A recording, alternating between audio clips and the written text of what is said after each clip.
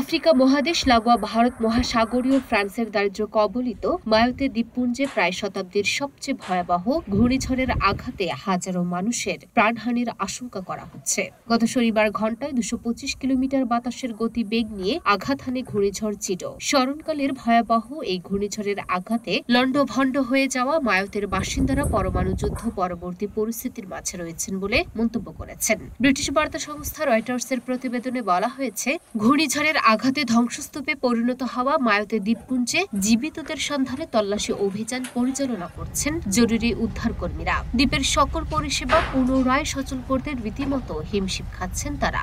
প্রায় এক শতাব্দীর মধ্যে ভারত মহাসাগরীয় এই দ্বীপপুঞ্জে আঘাত হানা সবচেয়ে ভয়াবহ ঘূর্ণিঝড়ে শত শত এমনকি হাজারো মানুষ মারা গেছেন বলে আশঙ্কা করা হচ্ছে। কালার এক্সপার্ট, জর্জ স্যাপ এবং মাইল্ড অন হ্যান্ডস টেকনোলজি সমৃদ্ধ অরিক্স ক্রিস্টাল ওয়াশ আপনার লন্ড্রি এক্সপার্ট। গত শনিবার পূর্ব আফ্রিকা সংলগ্ন ওই দ্বীপপুঞ্জের বিশাল অংশে ঘণ্টায় 225 কিলোমিটারেরও বেশি বাতাসের গতিবেগ নিয়ে আছড়ে পড়ে ঘূর্ণিঝড় চিডো। এতে পাহাড়ের ধারের শত শত বাড়িঘর মাটির সঙ্গে মিশে গেছে। বিদ্যুৎ ও পানীয় জলের ব্যবস্থা পুরোপুরি বিচ্ছিন্ন হয়ে পড়েছে।